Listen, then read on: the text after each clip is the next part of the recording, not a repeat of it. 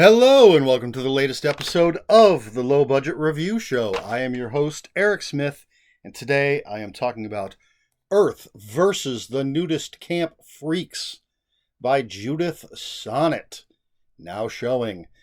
And this was part of a 10-day challenge that Judith Sonnet had. There are two other books in this little series, and all three authors, basically from typing the first letter to publication, 10 days.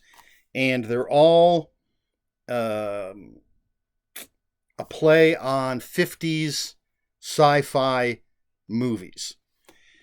So in Earth versus the Nudist Camp Freaks, we have a spaceship that lands on Earth and some people are attacked, and then there's a nudist camp, it gets attacked, and then our heroes are fighting these sort of zombie-like nudists because of this alien ship.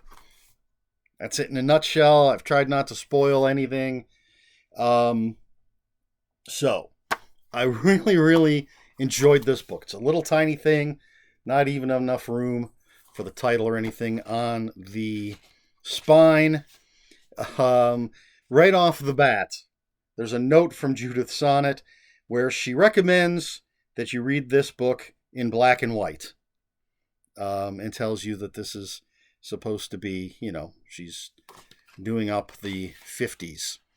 So then there's coming attractions, and they're written just like the old coming attractions. It describes the pictures, but then it has, the text rises from the frame. Girls, don't see this picture alone.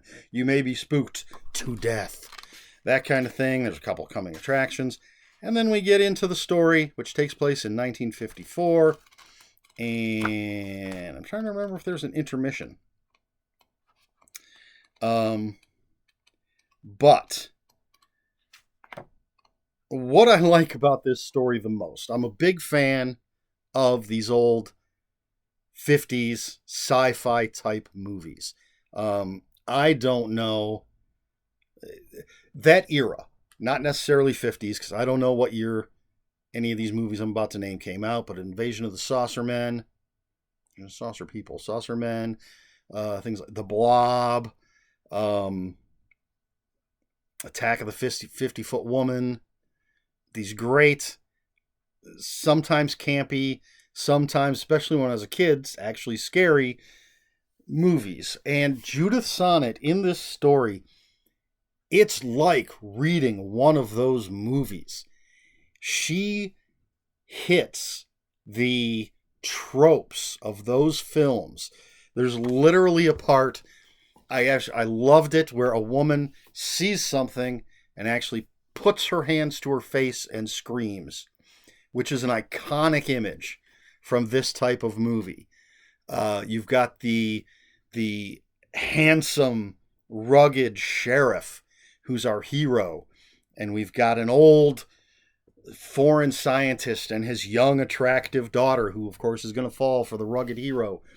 We've got the silver alien spaceship, and the military shows up, and it really just feels like one of these movies. It's fun. It's a little campy. It's and Judith Sonnet is best known, those who know her work, as a very extreme horror author. I've read Chainsaw Hooker, very extreme. Gobbler, Fuck Your Thanksgiving, very extreme. Santahsploitation, not quite as extreme, in my opinion. And there's nothing extreme. She made this a 50s sci-fi movie. I don't believe there's any bad language at all. There's the tiniest bit of violence, but no more than you'd see in a sci-fi movie from the 50s. And so obviously she's not a one-trick pony as it were. She could do something other than the extreme stories that she's known for. And one of the things that I like is in these little tiny books, I think she does a decent job, or I should say more than decent, a very good job of giving us a picture of the characters. Stephen King, he's got these honking 500, 700 plus page books, and you're going to get to know everything about the character, their favorite breakfast food, how they tie their shoelaces, what their what their farts smell like. You're going to know everything. He's got 700 plus pages to do that. This is a little tiny book. Let's see, just about 100 pages. And no, we're not getting the insane detail that Stephen King gives us with his characters, but we are getting a clear picture of who these people are. And I like that. That's been my experience with her other books that I've read, which are none of them are huge honking books, at least the ones I've read, novella length. But she's able to develop her characters in a decent fashion. So, and at the end of the book, she gives us just a very short list of some of these movies that she likes that sort of inspired this. I think there's 1, 2, 3, 4, 5 movies. So, if you like this kind of thing, you can check those movies out. I gave this 4 out of 5 on Goodreads. I really, really liked it. It's probably a 4.5. It's not, as I've said for some other things that I've reviewed recently, it's not great literature, but it's incredibly entertaining, especially for someone like me. Earth versus the Nudist Camp Freaks. I think it's well worth your time. Very, very fun. 4 out of 5. And up next in tonight's triple feature from Sonnet Productions, there's a couple other books. Reviews coming soon. All right, so that's the book. My question for this video, are you a fan of those 1950s era sci-fi movies and horror movies? I've already said I love them. I grew up watching them. The Blob is one of my favorites. Not sure, again, I don't know when. I'm not good at the years that things came out. My nephew is fantastic. He can name the year stuff came out left and right. But anyway, things like The Blob, like I said, Invasion of the Saucer Men, always, those are two of my favorites.